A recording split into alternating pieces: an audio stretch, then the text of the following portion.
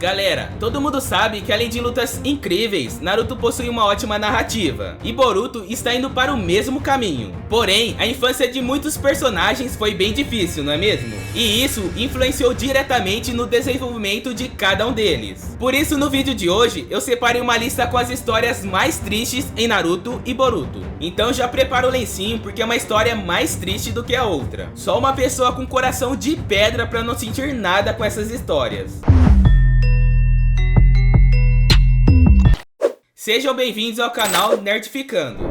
Galera, não é só de momentos felizes que se vivem os animes e os mangás. E o Kishimoto não tem pena de fazer os personagens dele sofrer. Tem cada história nessa lista que, olha, dá uma vontade muito grande de chorar. Principalmente aquelas dos personagens com infância triste. Fala a verdade, não corta o coração ver uma criança sofrendo, sendo que a criança não fez nada para merecer tanto sofrimento. Tadinhas. Mas sabe o que também me deixaria triste? Se você, meu caro ou minha cara ninja, não deixar o like no vídeo. Poxa, hein? Não se esquece de dar o joinha, se inscrever no canal e também ativar as notificações. Isso vai me ajudar e eu ficarei muito feliz. Então, sem mais delongas, bora pro vídeo.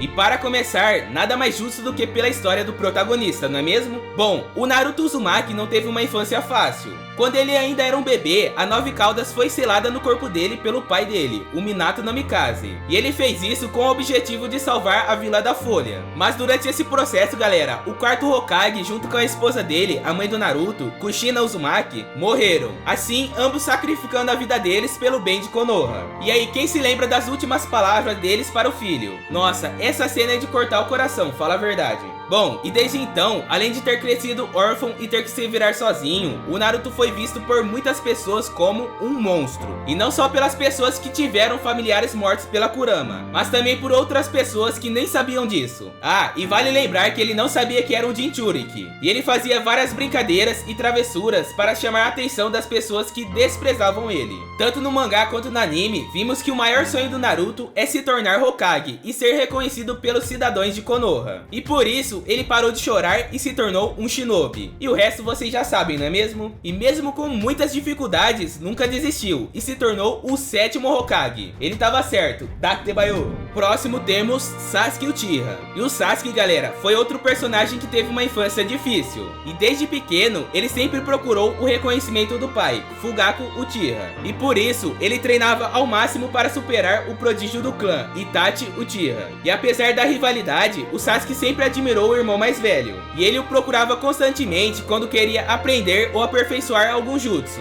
Mas, depois de uma noite, tudo mudou. Ao chegar na parte da vila que era direcionada ao clã Uchiha, o Sasuke se deparou com todos do clã mortos, incluindo seus pais. E ao questionar o Itachi o que estava acontecendo, ele foi colocado no Tsukuyomi. E galera, ele viu diversas vezes todos que ele amava sendo executados. E lembrando que nessa época, ele tinha apenas 7 anos. Algo muito chocante para qualquer pessoa, principalmente para uma criança. Bom, e desde então, o objetivo do Sasuke foi matar o Itachi e restaurar o clã. Mas depois que realizou seu sonho, ele descobriu o porquê do massacre do clã Uchiha e que o irmão estava impedindo um golpe de estado. Então, mais uma vez, ele se sentiu mal e decidiu que se vingaria, assim querendo destruir Konoha. E ao longo dos episódios, vimos o quanto o personagem estava tomado pelo ódio. Bom, a história do Sasuke é uma das mais tristes, visto que não foi só na infância que ele sofreu, mas sim ao longo de todo o anime. Ainda mais porque ele optou por seguir um caminho diferente do Naruto e caiu na maldição dos Uchihas. Mas de vingador, ele se tornou um protetor de Konoha e construiu uma bela família com a Sakura. Graças a Hagoromo tudo deu certo.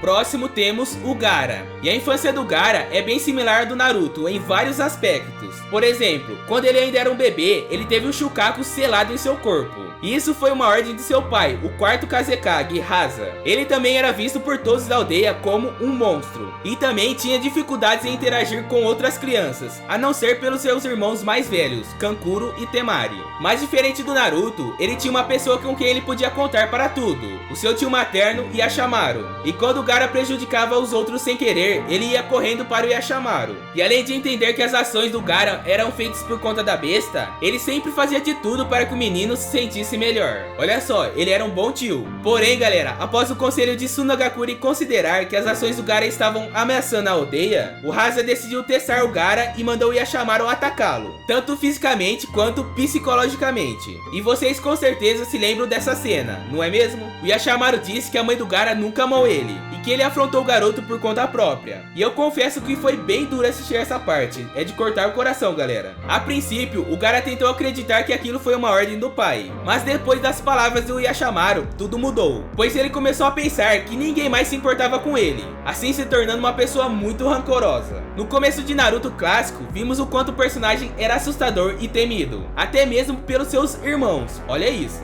Mas depois de lutar contra o Naruto e reconhecer que eles tinham muito em comum, o Gaara se tornou alguém disposto a ajudar todos, mesmo que a maioria tenha desprezado ele na infância. Em Naruto Shippuden, vimos que o Gaara foi nomeado o 5º Kazekage, cargo que ele ocupa até hoje. E ele fez muito para Tsunagakure, se sacrificando na luta contra o Deidara para salvar todos da vila. Isso sim é uma história bonita, não é mesmo? O Gaara é um dos personagens que conseguiu dar a volta por cima. Haku e Yuki. O Haku é um dos sobreviventes do clã Yuki e que vivia no país da água. Ele sempre foi um jovem muito calmo e apesar de não gostar muito de lutar, ele tinha rapidez para aprender qualquer ninjutsu. Um certo dia, a mãe dele descobriu que o garoto conseguia manipular o gelo e tinha herdado a Kekkei Genkai do clã. Aliás, galera, tem um vídeo aqui no canal sobre as Kekkei Genkais mais poderosas no anime. Depois confere aí. Bom, e com isso a mãe do Haku ficou muito preocupada, pois as pessoas que herdavam esse poder eram vistas como ameaças para o restante da vila. E o pai dele, galera, foi uma dessas pessoas, que matou a esposa na frente do filho e planejava fazer o mesmo com o Haku. Mas o Haku acabou matando o próprio pai e indo viver sozinho em Kirigakure. Tenso, hein, galera? Fala a verdade. Bom, até que um dia, um dos 7 espadachins da névoa, Zabuza Momochi, sentiu pena do Haku e fez uma proposta, que era se juntar a ele e se tornar uma arma para defendê-lo. E o garoto viu que para sobreviver e para ajudar a única pessoa que fez ele sair da solidão, ele precisava se tornar alguém muito forte e útil, sem se importar se aquilo iria machucá-lo ou não. Depois de aceitar a proposta do Zabuza, o Haku foi treinado pelo espadachim, assim aprendendo a usar selos de mão, pontos de acupuntura, que eram aquelas agulhas que ele jogava nos outros. E galera, como vimos, a dupla apareceu em Naruto clássico, e eles tinham um objetivo, matar o construtor de pontes que atrapalhava os negócios do Gatou. E esse Gatou era um magnata que secretamente era um traficante de drogas, e ele tentava assumir o controle do país das ondas. Infelizmente, o Haku não teve o mesmo fim que os outros personagens citados, e ele morreu ao entrar na frente do Chidori do Kakashi. E ele fez isso tentando impedir que o jutsu do Kakashi matasse o Zabuza. E isso nos proporcionou uma das cenas mais emocionantes do anime. Quem não se lembra quando o Zabuza disse que as palavras do Naruto o cortavam mais do que uma lâmina? E também quando o Zabuza pediu para que o Kakashi o levasse ao lado do Haku. Assim os dois morreriam lado a lado. E se você não se emocionou com essas cenas, você tem coração de pedra. Seguindo, temos Nagato Uzumaki. Bom, durante a Segunda Guerra Mundial Ninja, o Nagato viveu com seus pais em um vilarejo perto de Amegakure. Um dia, 2 shinobis de Konoha invadiram a casa dele procurando comida, e esses 2 shinobis não sabiam se o lugar ainda era habitado. Os pais do Nagato atacaram esses ninjas, pois acharam que seriam mortos, e assim o Nagato poderia escapar. Os 2 shinobis de Konoha confundiram eles com inimigos, assim executando os pais do Nagato. O Nagato, quando viu isso, despertou o Rinnegan e matou os invasores. E essa foi a primeira grande perda dele. Calma aí que tem mais, a vida dele foi muito triste. Sem família, o Nagato caminhou sozinho e não recebeu nenhum tipo de ajuda. E isso nos leva à cena do cara que negou pão ao Nagato, o cara mais fio das unhas do anime. Quem se lembra desse cara? Esse é o verdadeiro vilão do anime. E por conta disso, o Nagato quase morreu de fome. No caminho, o Nagato encontrou um cachorrinho que ele batizou de Shibi. E mais tarde, ele esbarrou com Yahiko e Konan. E os 3 se tornaram grandes amigos. A partir dali, os 3 começaram a viajar em busca de alimentos para sobreviver. Na batalha entre o Hanzo e os 3 senins lendários, o Shibi acabou sendo morto. E o Nagato ficou muito triste. E quando a luta acabou, os 3 órfãos correram até os 3 senins lendários pedindo comida. A princípio, Orochimaru sugeriu que os matassem, mas o Jiraiya decidiu ficar para ajudar os 3 órfãos. Depois de ver o Rinnegan do Nagato, o Jiraiya começou a treinar os 3 para se protegerem. E após alguns anos, o Jiraiya sentiu que os 3 estavam preparados. Assim ele deixou a Vila da Chuva e voltou para Konoha. Depois disso, o Yahiko, o Nagato e a Konan decidiram criar uma organização para acabar com as guerras e trazer a paz. E nós estamos falando da Akatsuki. Inclusive, temos um vídeo falando sobre ela e sobre as organizações mais perigosas no anime. O link vai estar no card, confere lá depois que você terminar esse vídeo aqui. Bom, e com a morte do Yahiko, sendo essa a terceira grande perda do Nagato, tudo mudou. O Nagato entendeu que o mundo só conheceria a paz através da dor. E como sabemos, depois disso ele adotou o pseudônimo de Pain, assim se tornando um dos maiores vilões do anime. E aí galera, esses acontecimentos influenciam completamente na história do anime. Bom, e mais pra frente, o Naruto luta contra o Pain e convence o Nagato a voltar para o caminho da bondade. O Naruto faz isso com o famoso discurso no jutsu. E como uma forma de recompensar todo o mal que ele fez, o Nagato usou o Rinne Tensei e reviveu todos que haviam sido mortos no ataque que ele fez a Konoha.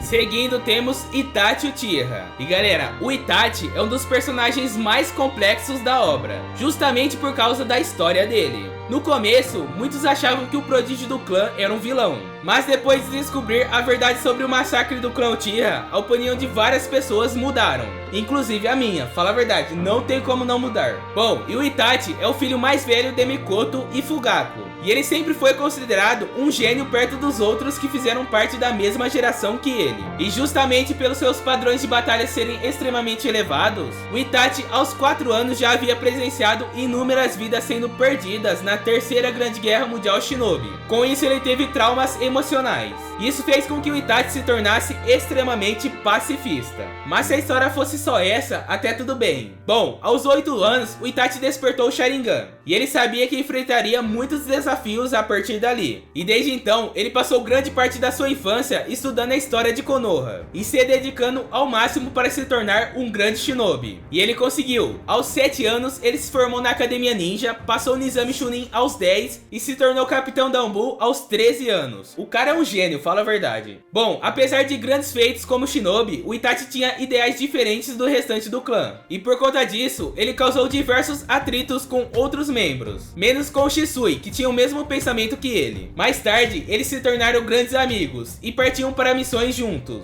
Infelizmente, no decorrer da história, o Shisui teve seu olho arrancado pelo Danzo. E antes de cometer suicídio, ele deu o olho direito para o Itachi e disse que confiava o futuro nas mãos do Itachi. Com a morte do seu melhor amigo, o prodígio desperta o Mangekyo Sharingan. E galera, também temos um vídeo falando sobre os Mangekyo Sharingans mais poderosos no anime. O link vai estar no card, confere lá depois que terminar esse vídeo também. Bom, enquanto isso, os Uchihas planejavam derrubar Konoha. O Itachi, como um Anbu, foi encarregado de espionar a aldeia, mas ao invés disso, ele se tornou um agente duplo e começou a espionar o próprio clã. Ao descobrir que eles estavam planejando um golpe de estado, ele passou as informações para o terceiro Hokage. Embora o Hokage quisesse encontrar uma forma mais pacifista, o Danzo se encontrou secretamente com o Itachi e o fez escolher entre a vida dos membros do clã ou a do seu próprio irmão. Poxa, hein, galera, imagina ter que escolher uma dessas coisas. Eu que não queria estar na pele dele, coitadinho. Bom, na noite do massacre do clã Uchiha, o Itachi teve que matar todos os familiares e conhecidos, assim impedindo que o golpe de estado acontecesse.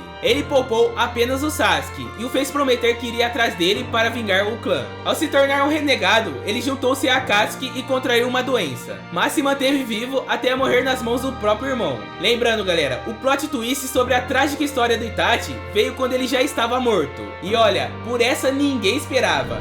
Próximo temos Kakashi Hatake. A infância do nosso querido sensei também não foi nada fácil, pois assim como os muitos ninjas citados nessa lista, ele perdeu muitas pessoas que amava. A primeira delas foi seu pai, Sakumo Hatake, e o pai dele cometeu suicídio após optar por salvar os seus companheiros e fracassar na missão. Por conta disso, todos da vila o repreenderam, até ele desenvolver depressão e se matar. Depois disso, o Kakashi seguiu as regras rigorosamente, principalmente aquela que dizia: as missões vêm antes dos companheiros de equipe. E isso ficava cada vez mais nítido nas missões que ele fazia com o Obito, com a Rin e com o Minato. Em uma delas, a companheira de equipe dele foi capturada, e a princípio ele não queria abandonar a tarefa para salvá-la, mas foi graças ao Obito que ele mudou de opinião. Ainda bem que ele mudou. Infelizmente, nesse mesmo dia, o Obito acabou morrendo depois de ser esmagado por uma pedra. Mas como presente, ele pediu para que a Rin transplantasse um dos seus olhos no Kakashi. Depois disso, os dois se juntaram ao Minato e completaram a missão. Mas as perdas do Kakashi não pararam por aí. A Rin acabou sendo sequestrada e teve o Três Caudas selado nela. Sabendo disso, a Rin pediu para que o Kakashi a matasse,